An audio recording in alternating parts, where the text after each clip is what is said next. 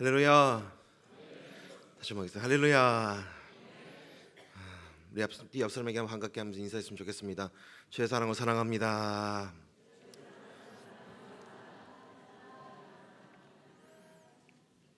이 시간 제가 잠깐 기도하고 말씀 나누도록 하겠습니다. 사랑의 주님 감사합니다. 부족한 종 이 시간 하나님의 말씀을 나누고자 합니다. 사람의 모습은 가려주시옵시고 온전히 하나님의 선하신 뜻만 선포하는 이 시간 될 수 있도록 주여 붙잡아 주시옵소서. 또 헌신 예배로 나아가는 우리 모든 주의 성도들 가운데 주님 함께 하시고 오늘 다시 한 번 더 우리의 삶을 주님 앞에 드리는 귀한 시간 될 수 있도록 주여 붙잡아 주시옵소서. 함께 하시고 주님의 능력과 은혜를 기대하며 사랑이 많으신 예수님으로 기도합니다. 아멘. 오늘이 참 어버이 주일이고 또 헌신 예배도 드리고 또 다가오는 바자회도 있어가지고 굉장히 여러 가지 이제 이벤트가 한꺼번에 겹쳐 있는 주일입니다. 그래서 오늘 도대체 어떤 말씀을 준비하면 좋을까라는 생각을 하다가 부모님이라면은 어떤 마음이고 어떤 오늘 말씀을 보면서 또 함께 같이 묵상하면서 부모님 마음으로서 또 하나님 앞에 헌신하는 사람으로서 마음을 봤을 때 이 말씀이 적당하다는 생각 때문에 오늘 말씀을 나누기 원합니다. 여러분 부모님이라면은 누구나 한 번쯤 이 감정을 아실 겁니다. 살면서 가장 무너지는 순간이 언제인지 아실까요? 아플 때가 아닙니다. 내가 아플 때도 아니고요. 실패할 때도 아닙니다. 내 앞에 있는 사람이 내가 나에게 가까운 사람이 특히 나의 자녀가 막 무너져 내려가고 있는데 내가 그 옆에서 아무것도 할 수 없는 그 순간이 실은 저는 부모님의 마음으로서는 그것이 아마 가장 무너지고 내가 참 할 수 있는 게 없구나라는 그 답답한 마음에 내 마음도 가장 무너지는 시간 아닐까 싶습니다. 그런 감정을 아시는 분들도 있을 수 있겠죠. 예를 들면 이런 겁니다. 자녀가 아픈데 고칠 수가 없고요. 사랑하는 사람이 힘든데 해결해 줄 수 없고요. 곁에서 무너지는 걸 알면서도 그냥 손만 잡아주는 것 말고는 아무것도 할 수 없는 그 순간, 사랑이 있어도 할 수 있는 게 없다는 것이 어쩌면 사람이 경험할 수 있는 가장 무거운 상황 아닐까 싶습니다. 오늘 본문에 바로 그 자리에 선 사람들이 나오게 됩니다. 그리고 그 자리에서 그들이 찾아낸 그리고 그 결과로 모든 상황을 바꾸게 한 단 한 가지의 해결 방법이 있습니다. 오늘 본문에 중풍병자가 나오는데요. 당연히 스스로 움직일 수 없습니다. 어떻게 보면 인생이 멈춰버린 사람입니다. 그런데 이 사람 곁에는 그래도 복이 있었어요. 4명의 사람들이 오늘 있습니다. 본문에서 3절 다시 한번 보도록 하겠습니다. 사람들이 한 중풍병자를 4사람에게 메워가지고 예수께로 올세라고 합니다. 이 성경은요 이 4사람이 누구인지 말하지 않습니다. 이름도 없고요, 직업도 없고요, 직분도 없습니다. 같은 교회 집사님들이라고 얘기했으면 좋았을 것 같은데 그런 것도 없습니다. 그냥 4사람입니다. 이분들이 이 병자를 고칠 수 있을까요? 전혀 당연히 아닙니다. 의사도 없고요, 의사도 아니고 기적을 일으킨 능력도 그들은 없습니다. 그냥 평범한 사람들이었습니다. 여기 중풍병자의 마음은 또 어땠을까요? 한국어 성경에서는 중풍병이라는 말로 써져 있지만요, 이 원어 성경과 영어 성경에서는 또 같은 어원을 가지고 있단 말이더라고요. 그래서 paralyzed라는 단어를 사용하는데 마비를 뜻하는 말입니다. 그러니까 중풍병 정도가 아니라요, 몸의 상태가 마비가 된 상태라서요, 가능성이 높은 것은 아마도 뇌졸중이나 사고성 마비 가능성이 굉장히 높을 것 같습니다. 그러니까 즉 인생을 살다가 하루아침에 그냥 인생이 멈춰버리게 된 거예요. 내가 별정하게 인생을 살던 사람이, 멀쩡하게 다른 사람들과 관계 맺던 사람이 갑자기 모든 시간이 멈춰버린 것처럼 멈춰버린 사람이 있습니다. 이 불쌍한 사람 곁에 어쩌면 이제 관계가 점점점 멀어가지고 수 있던 이 사람들 가운데 그래도 이 사람을 잊지 않고 4사람이 머물면서 아직 여기에 함께 있는 것을 보게 됩니다. 그리고 이 사람을 들고 나갑니다. 할 수 없는 것은 어쩔 수 없지만요, 할 수 있는 거라도 한 겁니다. 바로 뭘까요? 들고 가는 거예요. 이 사람을 끌고 가는 겁니다. 사랑하는 여러분, 우리는 종종 할 수 없는 것에 앞에서 멈춰버리게 됩니다. 내가 더 능력이 있었으면 좋겠다, 내가 더 뭔가를 해줄 수 있었으면 좋겠는데 라는 마음에 그러면서 속으로는 계속 답답해하지만 아무것도 안 하는 경우도 있습니다. 시작조차 안 하는 것도 있습니다. 그러나 하나님은 능력 있는 사람을 찾는 게 아닙니다. 우리 하나님은 뭐를 찾고 계실까요? 들고 가려고 하는 삶을 찾아주신 줄 믿으시기 소망합니다. 고치시는 건 누가 하는 걸까요? 바로 우리 하나님께서 하시는 줄 믿습니다. 대신 들고 가는 것은 우리가 할 수 있잖아요. 이 네 사람이 한 건 바로 그겁니다. 근데 이야기가 여기서 끝나지 않고요. 이 네 사람이 병자를 들고 집 앞에 도착을 하는데, 근데 문제가 뭘까요? 네, 사람들이 너무 많아요. 4절 볼게요. 무리 때문에 예수께 데려갈 수 없으므로 라고 얘기합니다. 사람들이 너무 많습니다. 문 앞에 꽉 차 있습니다. 길도 막혀 있어요. 자 보세요. 무거운 사람을 기껏 들고 왔습니다. 당연히 쉽지 않은 걸음이었을 거예요. 예를 들자면 저 백마역에서부터 거리에서부터 우리 교회까지 누구 한 명을 4명이서 끌고 왔다고 칩시다. 내 예배 들어와가지고 뭔가 좀 치유받고 싶어 하는데 여기 너무 꽉 차가지고 아무것도 할 수 없는 상황에 있는 거예요. 그러면 어떻게 될까요? 앞에 목사님한테 기도라도 좀 받고 싶은데 못 받으니까 얼마나 답답하겠습니까? 뭔가를 좀 하고 싶었는데. 자 보세요. 근데 이 상황의 기분이 어떨까요? 지쳤을까요? 허탈했을 겁니다. 솔직히 말해서는. 아니면 잠깐 내려놓고 싶을 수도 있을 것 같아요.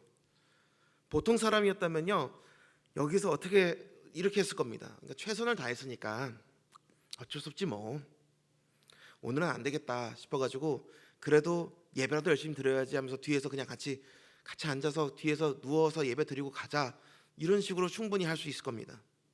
어쩌면 중풍병자도 긴 세월 힘들었던 사람일수록요, 이미 수많은 실패를 했을 거예요.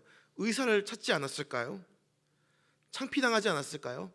야, 이렇게 해보면 되는데, 이렇게 하면 도움 되는데, 별의별 거 다 해봤을 겁니다. 근데 이렇게 와서 사람들 앞에 기껏까지 뚫고 지나가서 예수님을 만나고 한들, 이게 실패하면은 창피당할 것밖에 안 되잖아요. 이 병이 나을 줄좀 확실하지 않는 상황 가운데 굳이 무대포식으로 갔다가는 아무 소득이 없다면 괜히 동네 사람들한테 미안한 상황만 끼치지 않을까요? 속으로는 그렇게 생각할 수도 있을 겁니다. 소위 민폐 세트로 이 사람들이 찍히지 않을까 생각도 들지 않았을까 싶습니다. 근데 이 네 사람이 어떻게 했을까요? 다들 아시겠지만 포기하지 않습니다. 돌아가지 않습니다. 정말 다시 한번 읽어봐도 이런 무대포가 없습니다. 그냥 그대로 가는 겁니다. 지붕을 뚫어버립니다. 사랑하는 여러분, 이게 보통 정상적인 사고방식이 아닙니다. 솔직히 생각해 보세요. 여기 아무리 예배당이 꽉 찬다고 해서 누군가 여기 지붕 뚫고 내려온다고 생각해 보십시오. 뭐 지붕 뚫지는 않더라도 2층이 여기 1층이 꽉 차니까 이제 2층이 차니까 중층에서부터 누가 내려놓는다고 생각이라도 해보십시오. 예배 때는 어떻게 하실 겁니까? 만약에 기도에 금요 성취에 막 인도하고 줄타기 기도하고 있는데 갑자기 그런 식으로 찾아오게 되면 어떻게 됩니까? 여러분, 우리가 이게 그냥 정상적인 방식이 아닙니다. 그러나 하나님께서는 이런 사람을 찾으시는 거예요. 얼마나 파격적인지 다시 한번 생각하면 그래요. 팔레스타인 그 집들이 보면 지붕들이 돌과 진흙으로 평평한 구조였는데, 이 뜯어가지고 뜯는다고 하면은 깔끔하게 뜯어지는 게 아니에요. 이게 먼지가 후루 떨어집니다. 어쩜 모르죠. 이렇게 갑자기 예수님께서 말씀을 전하고 계시는데 머리로 이렇게 막 먼지가 쏟아지고 있는 상황일 수도 있어요. 사람들 막 말씀 전하고 있는데, 예수님 말씀 전하고 집중하고 있는데 갑자기 먼지 떨어지고 있다고 생각해 보십시오. 이거 진짜 정말 방해돼도 이런 방해가 없습니다. 네, 집주인한테도 민폐예요. 솔직히 말해서는 집주인은 나중에 야, 나 무시하냐 이렇게 얘기하면 어쩔 겁니까? 많은 사람들이 시선이 다양히 쏠리죠. 창피하지 않을까요? 무리들이 그들을 어떻게 봤을까요? 근데 이 사람들은 그걸 했습니다. 왜요? 막힌 것 앞에서도, 창피한 것 앞에서도 이 병든 사람을 예수님 앞에 놓는 것이 지금 자기 할 수 있는 유일한 것이기 때문에 그랬습니다. 사랑하는 여러분, 이것이 진짜 사랑입니다. 능력이 있어서 하는 게 사랑이 아닙니다. 적어도 할 수 있는 것을 끝까지 하는 게 사랑인 것이죠. 이제 사람들 눈치 보지 않고 지붕을 뚫고 상이 지붕 아래로 천천히 내려옵니다. 예수님께서 고개를 들어보시면서 그 순간 성경에 기록된 예수님의 반응은 딱 한 문장이에요. 5절 말씀 보겠습니다. 예수께서 그들의 뭘 보시고요? 믿음을 보셨다고 얘기해요. 그러면서 중풍증 이르기에 작은 자의 내 죄 사함을 받으니라 말씀합니다. 주님께서는 이 모습을 보시면서 책망 없습니다. 당황스러운 거 없으십니다. 예수님께서 보시는 것은 병자의 상태도조차 아니었습니다. 그들을 불쌍히 여겼다 이야기하지 않습니다. 그들을 바라면서 측은히 여겼다 얘기하지는 않습니다. 뭐라고 얘기하세요? 그들의 믿음을 봤다고 얘기해요. 그의 과거도 그의 자격도 예수님께서 본 게 아닙니다. 그들의 믿음 딱 하나만 본 거예요. 지금을 뚫고 가던 네 사람의 믿음, 포기하지 않는 그 사랑, 막혀도 돌아서지 않는 그 수고, 이 모든 것을 예수님께서 보고 계셨던 겁니다. 사랑하는 여러분, 이게 정말 놀라운 장면이에요. 한 사람의 회복이, 이 한 사람의 회복이 어쩌면 다른 사람의 믿음을 통해 일어난 겁니다. 이 중풍병자의 믿음도 있었겠죠. 하지만 주님께서 오늘 보는 말씀의 내용을 보면은 한 세트를 묶어서 얘기하는 겁니다. 그들의 같은 믿음을 본 거예요. 그래서 도전하고 싶은 건 이겁니다. 내 믿음이 누군가를 살릴 수 있는 줄 믿으시기를 소망합니다. 내 기도가 누군가를 예수님 앞에 데려갈 수 있는 것이에요. 그리고 반대로 지금 내가 이 자리에 있는 것도 누군가가 나를 들고 왔기 때문에 할 수 있는 거예요. 어쩌면 나를 위해 지붕을 뚫는 수고를 했던 사람들이 우리 주변에 있었을까요? 어쩌면 나를 위해 포기하지 않고 기도했던 사람들이 있지 않았나요? 또 나를 예수님 앞에 데려왔던 사람이 있었기 때문에 오늘의 자리에 있다는 것은 그 누구도 부정할 수 없는 사실일 겁니다.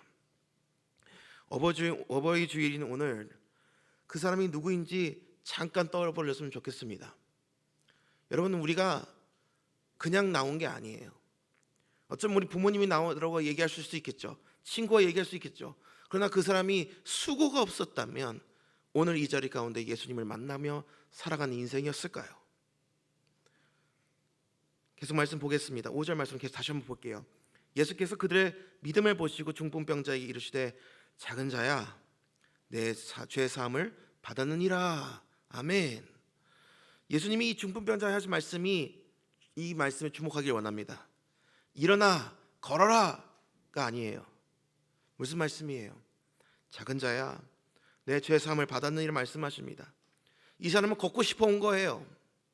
이 사람은 어떻게든 내가 이제 마비됐던 나의 신체를 자유롭게 하기 위해서 왔지만 우리 주님께서 하신 말씀 뭐예요? 죄 사함을 주님께서 주십니다. 왜 그랬을까요? 다리가 낫는다고 해서요, 마비가 사라졌다고 해가지고요, 당장 급한 문제가 해결된다고 해서요, 인생의 모든 것이 해결되는 게 아닙니다. 죄로 인해 끊어졌던 하나님의 관계, 그게 진짜 우리의 문제였던 거예요. 그러니까 예수께서 이 사람의 걸음을 고치기 전에 하나님께서 하셨던 게 뭐예요? 이 사람의 하나님과의 관계에 깨어졌던 관계를 먼저 회복시켜 준 겁니다. 우리 주님은 표면이 아니라 근본부터 고쳐주시는 하나님이에요. 그렇기 때문에 우리가 할 수 있는 가장 큰 것은 뭐냐면요, 사랑하는 사람을 예수께로 인도하는 거예요. 왜냐하면 우리의 능력으로 줄 수 없는 것을 우리 예수님께서 하실 수 있기 때문에, 믿기 때문에 그런 줄 믿습니다. 사랑하는 여러분, 지금 내가 들고 있는 사람이 있으신가요? 내가 내 마음 품고 있는, 내가 지금 들고 가고 있는 사람이 있으신가요? 그 이름을 떠올려 보십시오. 그 얼굴을 떠올려 보십시오. 오래 기도해 왔는데 아무런 변화가 없는 것 같은 그 사람이 있을 수 있어요. 전도했는데 아직 반응이 하나도 없는 사람이 있을 수 있어요. 잘 되길 바라는데 자꾸 무너져 내려가는 우리 자녀일 수도 있습니다. 참 신기한 거는요, 전도한다고 데려온다고 얘기를 해가지고 교회 오겠다고 약속까지 받았어요. 그런데 막상 주일 아침에 전화했더니 무슨 일이 터졌대요. 꼭 그런 이런 날 터집니다. 사랑하는 여러분, 그래도 포기하지 않으시길 간절히 소망합니다. 끝까지 기도하시고 포기하지 않으시길 소망합니다. 사랑하는 여러분, 벌써 이미 내려오는 거 아니죠? 이미 내 마음속에 포기한 거 아니시죠? 혹시 그 사람이 누구십니까? 우리 자녀입니까? 남편입니까? 아내이십니까? 지붕 뚫다가 벌써 지쳐서 내려온 거 아니시죠? 오늘 이 네 사람을 기억하길 소망합니다. 그들도 막혔어요. 그래도 돌아서지 않았습니다. 막힌 자리에 할 수 있는 걸 했습니다. 바로 지붕을 뚫고 사람들 눈치 따위 상관없이 그냥 한 겁니다. 사랑하는 여러분, 그래도 우린 뭐라도 할 수 있는 게 있습니다. 뭐가 있을까요? 기도할 수 있잖아요. 곁에 있을 수 있잖아요. 포기하지 않을 수 있잖아요. 예수님 앞에 데려올 수 있잖아요. 뭐 이렇게 얘기할 수 있어요. 아, 목사님, 얘가 예전에 교회 상처받아서 그래요. 그렇대요. 그러면 뭐 어쩌겠습니까? 얘기하면은 저는 한 가지는 할 수 있어요. 교회 오라고 당장은 하는 거는 상처될 수 있겠지만, 여러분, 최소한 할 수 있는 게 뭘까요? 기도 제목이라도 물어보세요.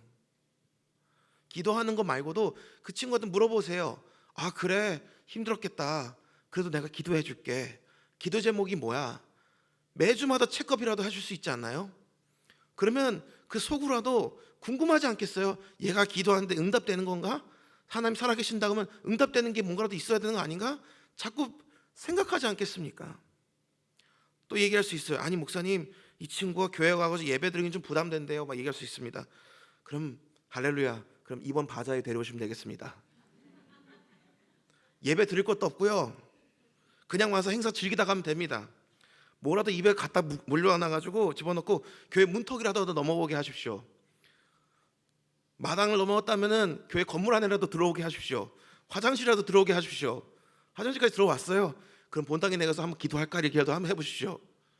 뭐라도 한 발짝이라도 더 당겨서 예수님을 만나게 하는 것이 중요한 거 아닐까요?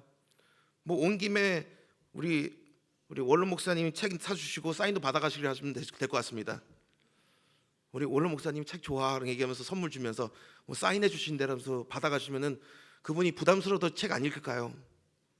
그래도 안 읽으면 뭐 어쩔 수 없긴 하지만 사랑하는 여러분, 할 수 없는 거는 그냥 넘어가세요.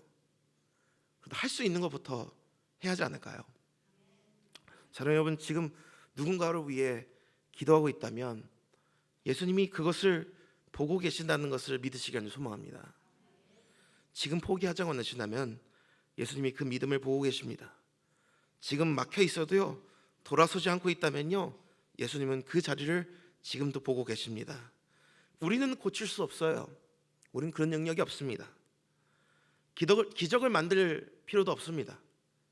그냥 기적을 만드시는 분만 소개하시면 됩니다. 할 수 있는 것부터 하면 됩니다. 그 앞에 놓아드리기만 하면 됩니다. 나머지는 우리 능력의 주님 되시는 예수님께서 하실 줄 믿습니다. 오늘 이 자리가 다시 한번 누군가를 마음에 다시 한번 품고 예수님 앞에 들고 나가는 저와 여러분 되길 간절히 소망합니다. 기도하시겠습니다.